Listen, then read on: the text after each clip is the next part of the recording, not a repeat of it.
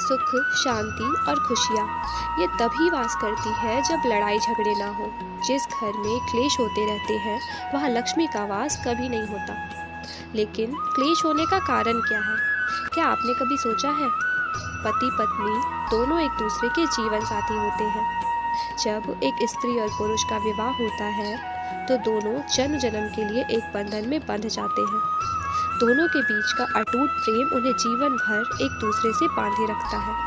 लेकिन एक समय ऐसा आता है जब दोनों के बीच संघर्ष उत्पन्न होने लगता है। दोनों के बीच असामान्य रूप से लड़ाइयाँ होने लगती है, जिससे उनका सुंदर सा रिश्ता भी कड़वा हो जाता है। किंतु दोनों के बीच क्लेश से दोनों में से ही कोई खुश नहीं रहता और इसी क्लेश के कारण धीरे धीरे संबंध भी टूटने लगते हैं।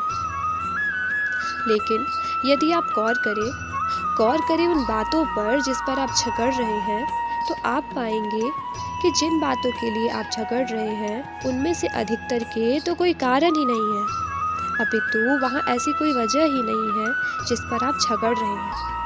किंतु फिर भी झगड़े का कारण क्या है? झगड़े का कारण है आप दोनों का ईगो।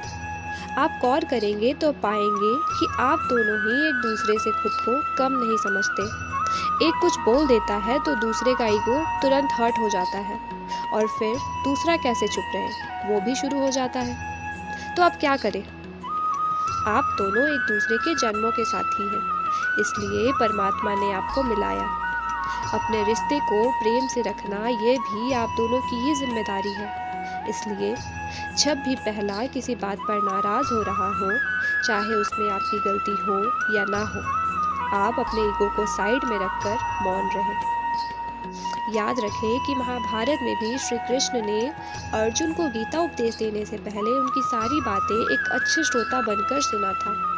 अर्जुन की पूरी बातें सुनने के पश्चात ही श्री कृष्ण ने उनकी सभी समस्याओं को समझकर उन्हें गीता उपदेश दिया था। आप भी उनकी ही तरह एक अच्छे श्रोता बने, अपने साथी की पूरी बातों को सुने। जब वे शांत हो जाएं, तब आप उनसे इस विषय पर चर्चा करें। यदि आपकी गलती है तो आप उन्हें समझाते हुए उनसे माफ़ी मांग लें।